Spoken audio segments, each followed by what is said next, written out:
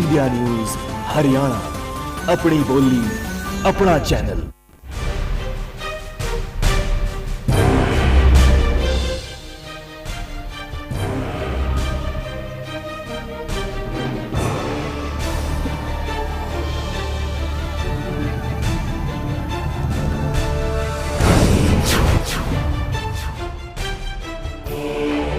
ने स्वीकार किया, पूरी देश की जनता ने उनको माना है कि यही एक योग्य व्यक्ति है जिसको देश का प्रधानमंत्री होना चाहिए, तो वो जनता का प्रतिनिधि है।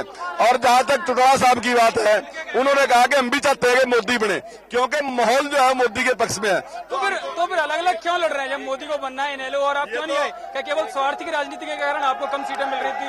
उनके वोट कैसे? मैं भी यही कहना चाहता हूं कि ऊपर जो है वो जनता जानती है, जनता को पता है कि मोदी को वोट देना है तो कमल के फूल पे वोट देंगे, तो निश्चित तौर से वो कमल के फूल पे ही वोट देंगे।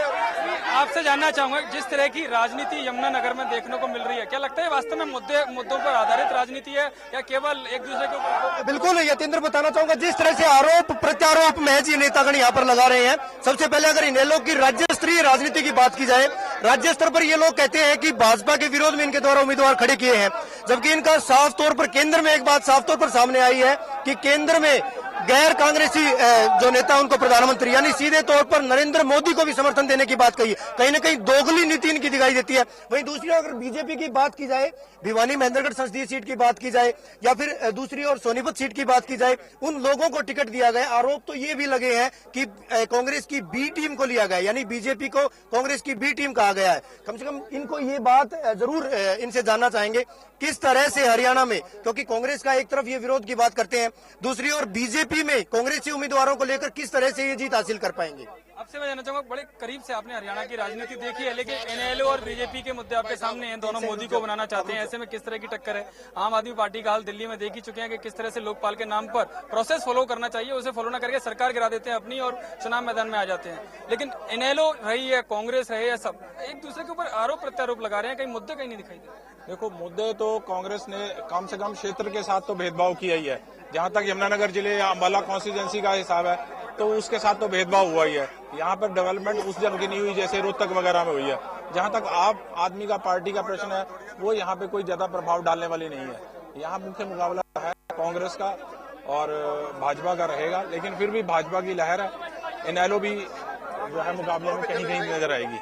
आपको लगता है मैडम, आप मंत्री भी रही हैं आप, लेकिन समस्या वही है। आपके जमाने में जब आप मंत्री थी तब भी वही मुद्दे थे और आज भी मुद्दे हैं। कहीं ना कहीं कमी तो रही है। कमी तो देखिए कहीं भी रहती है, कमी तो कोई भी सरकार रहती है, लेकिन एक बात जरूर है, मैं आपको ऑनेस्टली और सिंसियरली बिल्कुल सच्चाई से बताती हूँ कि जितना भूपेंद्र सिंह हुड्डा ने काम किया और जिस तरीके से काम किया, मैं पर्सनल आपको कहती हूँ कि 350 भेदभाव किया है जिस तरह का आप बात कर रहे हैं। 350 नौकरी नहीं, आरोप तो जो लगा दे जैसे मर्जी। 350 नौकरियां मैंने ही लगाई, एक पैसा नहीं कभी भी लिया। जो कोई ना भी आए, इनमें सारे मेरे बच्चे हैं, इन्हीं से पूछ लो कि मैंने। यही बच्चे आरोप लगा रहे हैं कि रोहतक क्षेत्र, रोहतक बेल्ट का विकास हो रहा है, यहाँ विकास नहीं हो रहा है। अगर कल को मैं वो बनती हूँ तो थोड़ा बहुत 19-20 का फर्क होता है, but he is a person. 10-20 का अंतर है, 19-20 का नहीं है।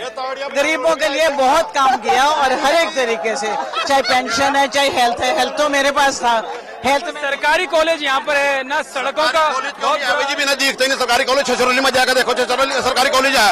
ये लोग दल के भाई जोन से ये कह रहे भी हम नौकरी लगाए, इनकी सरकार तो हमारे से पहले रही 5.5 साल। ये अपनी सरकार में क्यों नहीं लगे जिसकी वो कर रहे तरफदारी?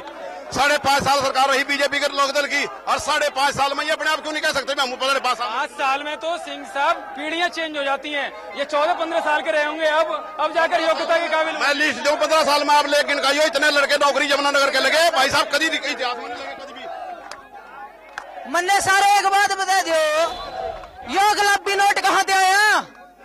ये आज से 10 साल पहले 5 यूनिवर्सिटियां थी हरियाणा में, 16 की कर बन गई। ये गन्ने का रेट 84 रुपए था, स्टे लक्का मिला। आज यमुनानगर में तो एक भी कॉलेज नजर नहीं आया। अरे भाई साहब एक ये गुलाबी नोट आधे हरियाणा में मिल रहा है या पूरे हरियाणा में मिल रहा है?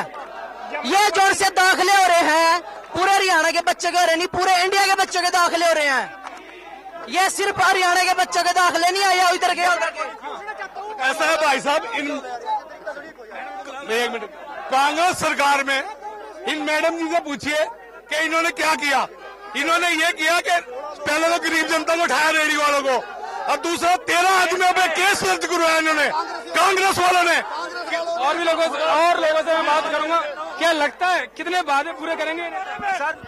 सर मैं आम आदमी हूँ, मैं एक बात कहना चाहता हूँ। आम आदमी हो कि आम आदमी पार्टी से हो? आम आदमी पार्टी की से नहीं हूँ मैं पूरे देश की जनता को एक बात कहना चाहता हूँ कि घर में बैठ के गालियां देते हैं जब महंगाई बढ़ती।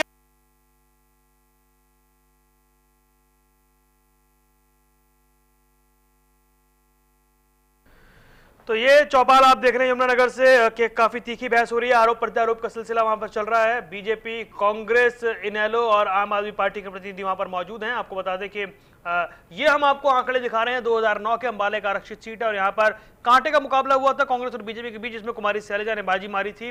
और इस वक्त कांग्रेस ने राजकुमार वाल्मीकि को मैदान में उतारा है।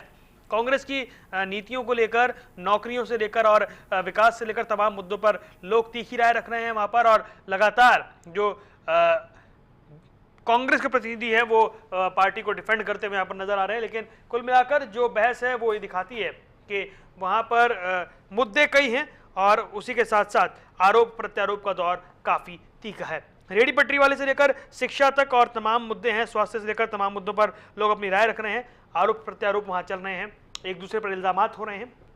आपको बता दें कि ये हम आपको आंकड़े दिखा रहे हैं, ये आंकड़े हैं 2009 के, जब अंबाला आरक्षित सीट में ये स्थिति थी। आपको बता दें कि यहाँ पर बीएसपी तीसरे नंबर पर और दलबीर सिंह चौथे नंबर पर रहे थे। इस बार रतनलाल कटारिया का मुकाबला राजकुमार वाल्मीकि से है, इनेलो से कुसुम शेरवाल मैदान में है।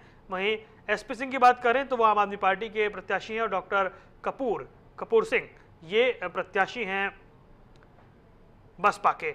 आपको बता दें कि ये इस बार मैदान में है। मुकाबला बहुकोणीय है, त्रिकोणीय है या फिर बीजेपी और कांग्रेस में ही है, ये काफी दिलचस्प होने वाला है। आपको बता दें जनता वहां पर जो मुद्दे रख रही है, पार्टियां उन्हें डिफेंड भी कर रही है। सौभाग्य रिजॉर्ट में ये चौपाल चल रही है, लेकिन यहाँ तक आम आदमी की बात है तो उनके मुद्दों गौड़ हो चुके हैं। केवल आरोप प्रत्यारोप का दौर यहाँ पर चलता हुआ दिखाई दे रहा है, जहाँ एक पार्टी है जिसका राज्य और केंद्र में सरकार है, वो घोटालों की पार्टी उसे यहाँ की जनता कह रही है। दूसरी पार्टी जो AK-49 जिसे मोदी ने संबोधित किया, वो जनता के जो मुद्दे थे उनको करके वादे करके दिल्ली में सरकार बनाई, वो भागती हुई नजर आई। उनके नुमाइंदे भी यहाँ पर हैं, वो भी आरोप प्रत्यारोप का दौर यहाँ पर चला रहे हैं।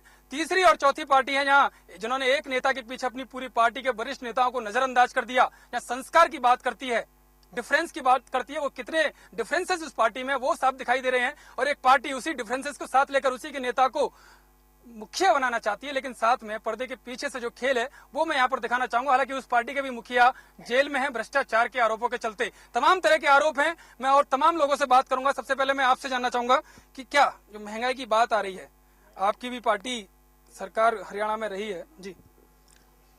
देखिए, महंगाई की बात जो है वो महंगाई किसी भी राज्य में इतनी महंगाई नहीं हुई जितनी कांग्रेस के राज में महंगाई हुई है।